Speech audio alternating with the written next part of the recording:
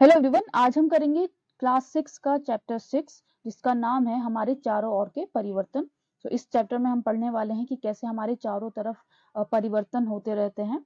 चलिए स्टार्ट करते हैं। कौन कौन से ऐसे इंपॉर्टेंट वर्ड हैं जो इस चैप्टर में हम पढ़ने वाले हैं। पहला है परिवर्तन, संकुचन, वाष्पन, प्रसार और गलन। नाउ हमारे चारों ओर के परिवर्तन कौन कौन से हमारे परिवर्तन जो हैं वो होते रहते हैं हमारे चारों तरफ, चाहे वो हमारी बॉडी में परिवर्तन हो या हमारे आसपास में परिवर्तन होते हैं। तो चलिए सबसे पहले हम देखते हैं कि जो हमारी फसलें हैं वो कैसे अलग अलग नई नई फसलें उगती हैं हमारे खेतों में। हर मौसम में एक अलग नई फसल उगती है। यानी कि हमारी जो फसलें हैं वो भी बदलाव उनमें होता रहता है, यानी कि उनमें परिवर्तन होता रहता है। कभी हमारी बाजरे की फसल आती है, कभी हमारी गेहूं की फसल आती है, कभी चावल उगाए जाते हैं। कैसे हमारी फसलों में भी परिवर्तन होता रहता है। नेक्स्ट, कैसे पत्तियों का जो कलर है वो चेंज हो जाता है, कभी येलो हो जाता है, कभी रेड हो जाता है। ग्रीन से जो रेड ये कलर चेंज हुआ है, इसमें कोई तो परिवर्तन हुआ होगा इन पत्तियों में। नाउ अगर हम बात करें फूलों की, तो फूल एक टाइम के बाद क्या हो जाता है, मुरझा जाते हैं। ये भी एक टाइप का परिवर्तन ही है। नेक्स्ट है हमारी बॉडी में भी कुछ परिवर्तन होते हैं, जैसे नेल्स का बढ़ना, और फिर हम उसको नेल्स को क्या करते हैं, कट करते हैं, लेकिन फिर से वो नेल्स बढ़ जाते हैं। ये क्या है, हमारा परिवर्तन है, हमारी बॉडी में ये परिवर्तन हो रहा है। हमारे बालों का बढ़ना, हालांकि हमारे बहुत बाल जो हैं वो गिरते भी रहते हैं, बट उसके बावजूद जो बाल हैं वो आपके बढ़ते भी रहते हैं। नेक्स्ट है आपका, कैसे आप देखेंगे कि कोई पतला सा था और कुछ टाइम के बाद उसकी बॉडी में कुछ परिवर्तन हुआ और वो थोड़े मोटा हो गया, या उसकी जो हाइट है वो बढ़ गई। हमारी बॉडी में बहुत टाइप के परिवर्तन होते रहते हैं हमारी एज के साथ साथ, यानी कि हमारी लंबाई बढ़ जाती है, कभी कभी हम मोटे हो जाते हैं, कभी कभी हम पतले भी हो जाते हैं। ये जो एज है हमारी, उस एज के साथ साथ हमारे जो परिवर्तन है वो बढ़ती रहते हैं।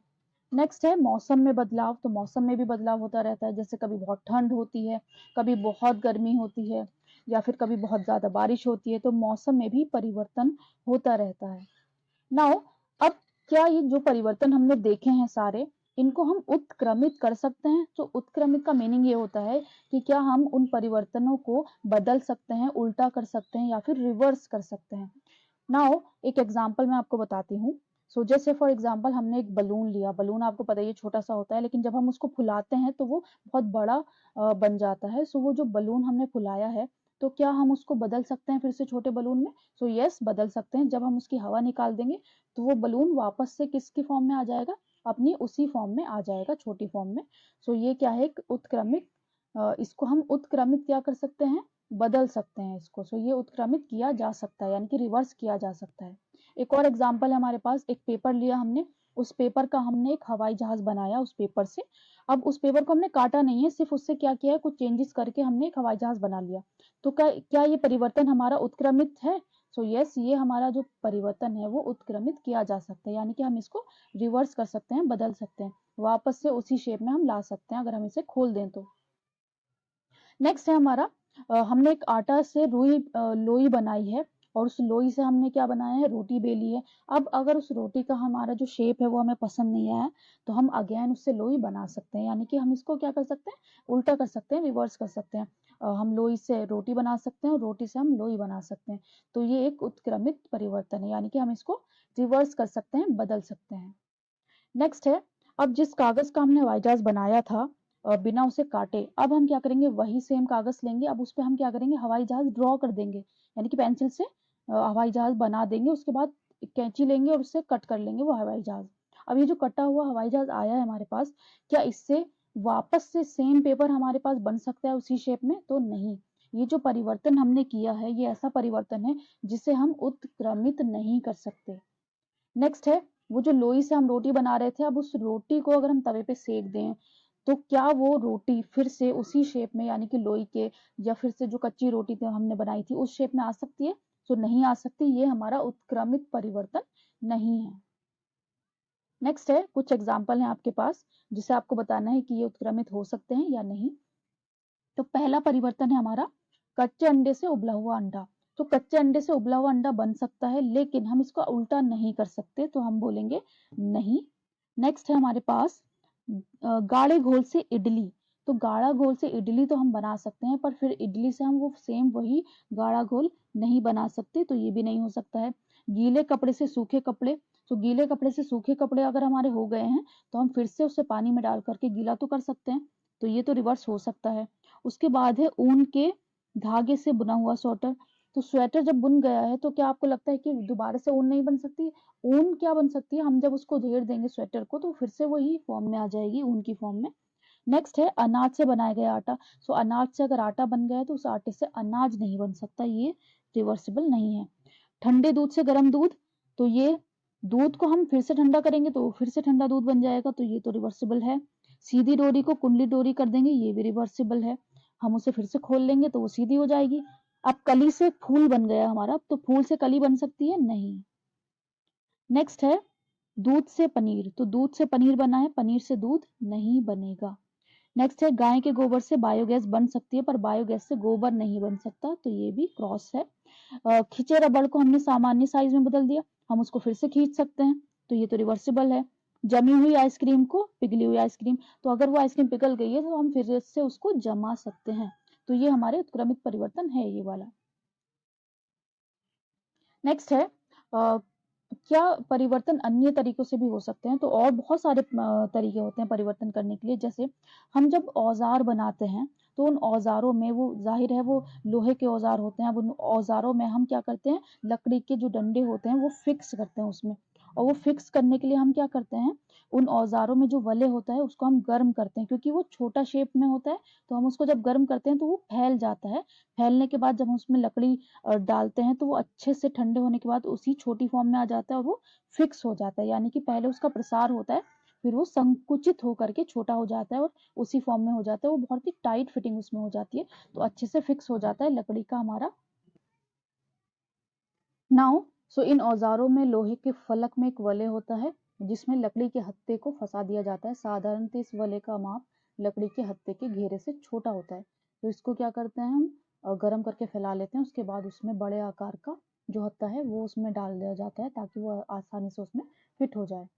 नेक्स्ट है इसी टाइप का परिवर्तन हम जो बैलगाड़ी होती है उसके पहिए बनाने में करते हैं, उसमें एक धातु का रिम होता है, इस रिम को हम छोटा साइज में बनाते हैं और ये जो लोहे का पहिया है वो बड़े साइज का होता है, तो जब हम इस रिम को गर्म करते हैं तो ये फैल जाता है, उसके बाद हम इसमें पहिए में से फिट कर देते हैं, ठंडे होने के बाद ये अपनी सेम पोजीशन में आ जाता है और ये अच्छे से फिक्स हो जाता है। नाउ एक और परिवर्तन है हमारा, जैसे सपोज हमने मोमबत्ती जलाई है, अब उस मोमबत्ती को हमने थोड़े टाइम तक जले रहने दिया, उसके बाद हमने उसको बुझा दिया। अब वो मोमबत्ती का जो साइज है वो छोटा हो जाता है, और जाहिर है क्योंकि वो मोमबत्ती जली है तो मोम पिघला होगा। तो अब क्या उस मोमबत्ती का जो साइज है, हमने जो साइज उसका पहला देखा था और अब जो साइज है, क्या हम सेम साइज में उसे बदल सकते हैं?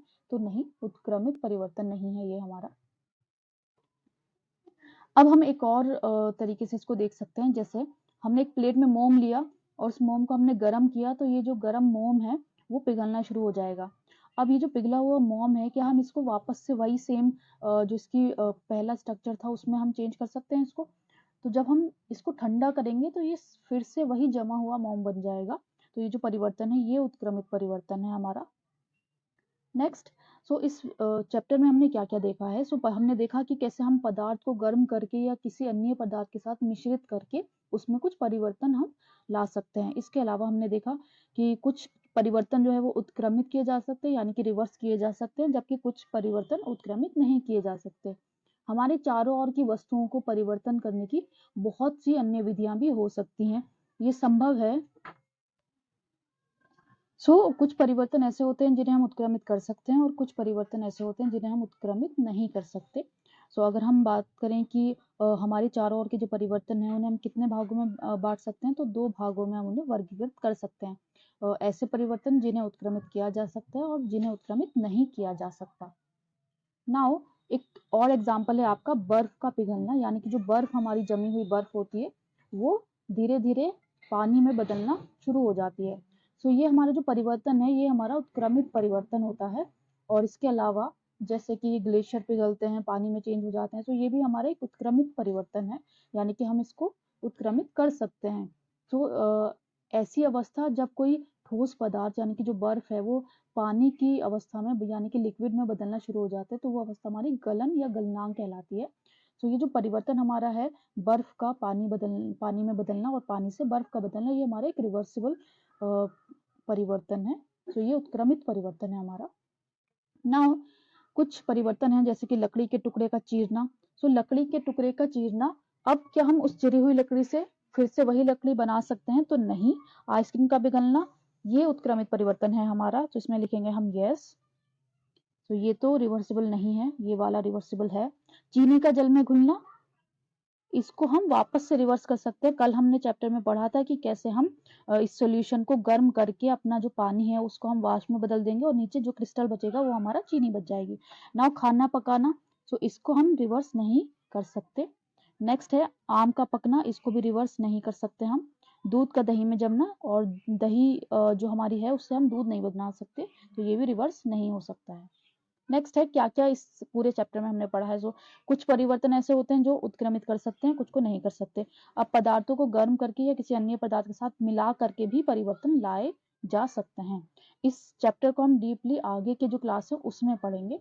सो अगर हम बात करें क्या क्या इस चैप्टर में हमने पढ़ा आज, जो हमारे इंपॉर्टेंट वर्ड थे, जैसे कि हमारा फर्स्ट वर्ड था हमारा परिवर्तन, यानी कि बदलाव। क्या क्या बदलाव हमारी जो पूरी लाइफ है, हमारी बॉडी है, हमारे आसपास जो बदलाव होते रहते हैं, उस सब के बारे में हमने पढ़ा था। तो ये इसका मतलब होता है, परिवर्तन का मतलब होता है हमारा बदलाव या बदलना। संकुचन का मतलब होता है सिकुड़ना। कोई चीज हमारी जो फैली हुई है उसको अगर हम सिकुड़ना है, जैसे हमने बलून फुलाया और उसके बाद उसमें से हवा निकाल दी, तो वो क्या हो गया? संकुचन का एक उदाहरण है, यानी कि वो फिर से संकुचित हो गया। वाष्पन का मीनिंग होता है जब हमारी जो पानी है वो भाप में बदल जाता है, यानी कि द्रव का वाष्प में बदलना क्या है? वाष्पन है। प्रसार का मतलब होता है फैलना। गलन का मतलब होता है ऐसी अवस्था जब हमारा जो सॉलिड है वो लिक्विड में बदलने लगता है, यानी कि हमारा जो बर्फ है वो जब ऐसी अवस्था आती है कि वो पानी में बदलने लगता है, तो वो हमारा गलन होता है या गलनांक होता है। नाउ सो ये था आपका चैप्टर 6, जिसका नाम था हमारे चारों ओर के परिवर्तन।